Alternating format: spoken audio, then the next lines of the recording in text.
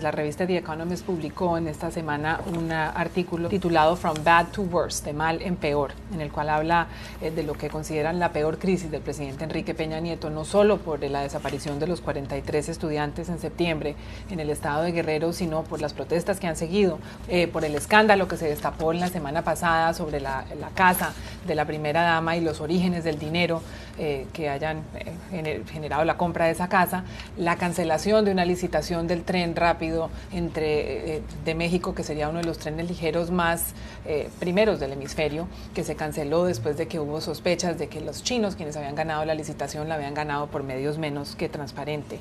Dice la revista que una reforma económica no es suficiente para sacar a Enrique Peña Nieto y a México de esta crisis, que es necesaria una reforma política. ¿Usted está de acuerdo con esa aseveración de The Economist? Sí, y yo añadiría que yo creo que por primera vez en muchos años todos coinciden que lo que está ahora en juego es la viabilidad de esta democracia.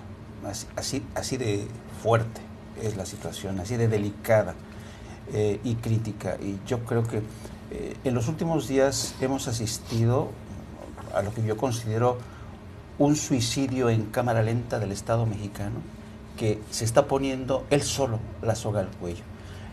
Ya el Estado mexicano está actuando con una pasividad muy peligrosa.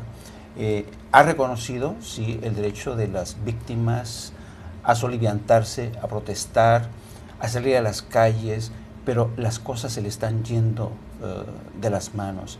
Al Estado le han arrebatado la exclusividad de la violencia. En estos días hemos visto cómo mucha gente ya no sale solamente a protestar, sino que incendia palacios de gobierno. El Estado mexicano está paralizado. Está México encaminándose a una situación realmente en donde la anarquía se está abriendo paso y es realmente preocupante. Yo creo que el presidente Enrique Peña Nieto tiene ya la obligación inmediata de tomar el toro por los cuernos, anunciar una serie de medidas, cambios si es indispensable en el gabinete, porque esta situación no puede seguir así.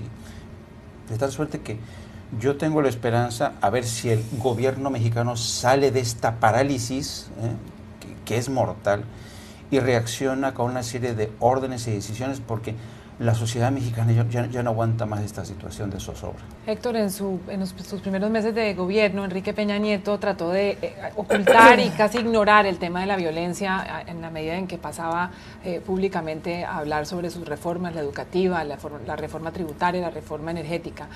Sin embargo, la violencia le apareció como una especie de monstruo. También ha aparecido la sombra del viejo PRI, el Partido Revolucionario, que estuvo en el gobierno tantos años y que ha sido conocido por corrupción y por algunos manejos bastante oscuros. Sí, no es el único partido que ha sido conocido por corrupción, desgraciadamente para México.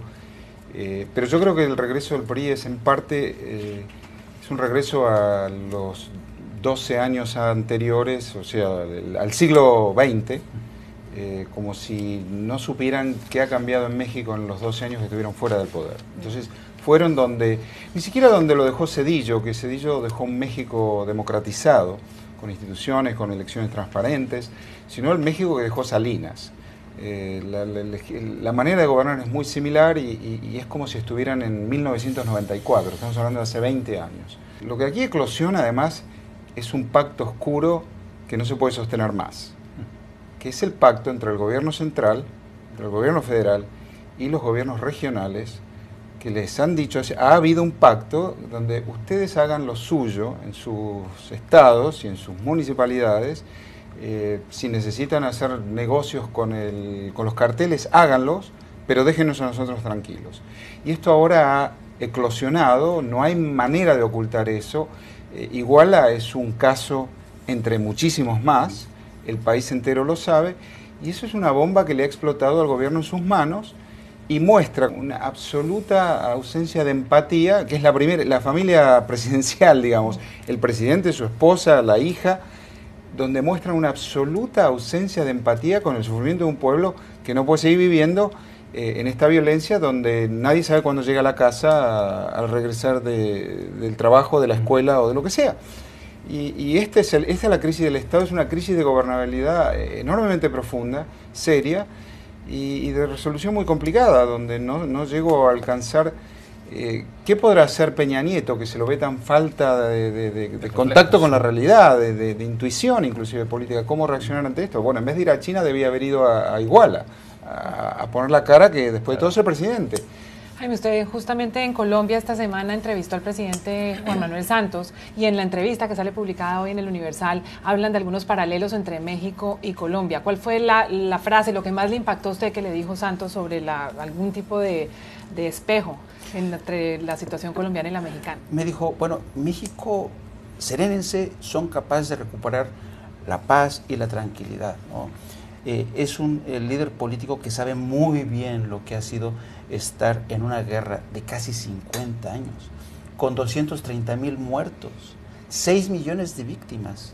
Y eso lo convierte realmente en un testigo de excepción, que esta persona haga una valoración y diga, no, si es posible ver la luz al final del túnel, ¿no? Ahora, lo que pasa es que los mexicanos que estamos ahí o que vemos todos los días a México nos cuesta trabajo entenderlo, porque a mí en lo personal no me gusta lo que está haciendo la clase política de mi país, no me gusta en absoluto.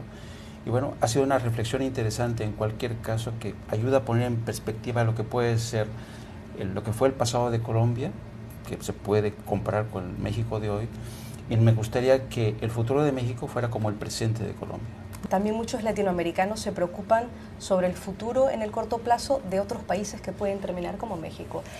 Muy brevemente me acuerdo de una columna de opinión de Augusto Álvarez Rodríguez en La República en el Perú, señalando Perú iguala a México, ese era el titular. Y era cómo las redes de mafia a nivel de gobiernos locales pueden llegar a situaciones como las que tiene México. Tuvimos ya un caso de La Catuta con estudiantes desaparecidos y Fujimori está en cárcel por eso. No queremos repetir eso.